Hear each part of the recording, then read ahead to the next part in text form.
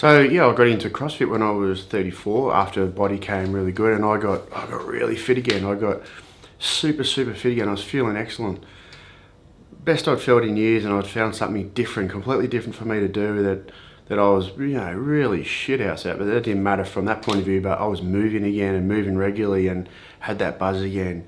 Completely cut out alcohol and which it really does become a big part of your life when you go through different things in life like chronic pain and stress and depression and this and what you do find out is that it doesn't work. So to fight that as well, I'm not saying I was an alcoholic or anything, but there's certainly some times where I questioned the amount of alcohol I was consuming in a short period of time.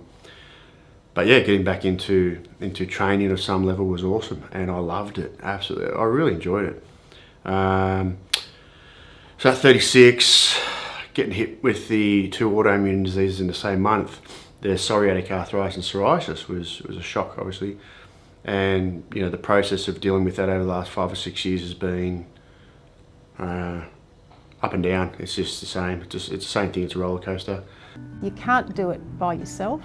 In fact, that's one of the tragedies of complex trauma. Many people have been betrayed and let down in their relationships, and they try to cope by themselves, cut themselves off from potential sources of support. There's a culture of secrecy around it. We all need support, and relationships are central to that support. But nothing I haven't been through before. And then you're lucky enough to be working with some awesome specialists. The dermatologist, the rheumatologist, the sports doctor that I have, your care team, your GP. It's so paramount, so important.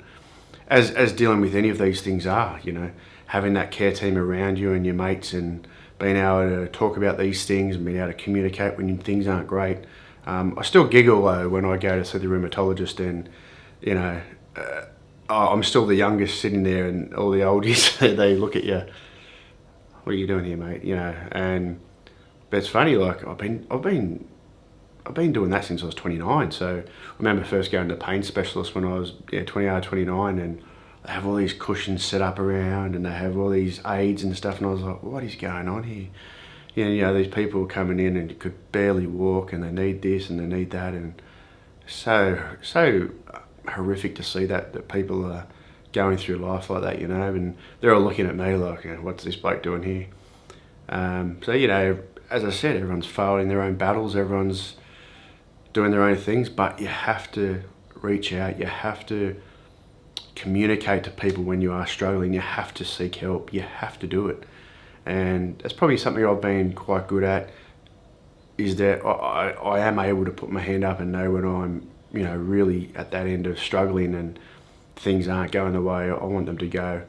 Big indicators for me is when the house is messy, I can't get the simple things, the simple tasks done, the easy tasks, everything becomes really hard. So when that happens, I go see my GP.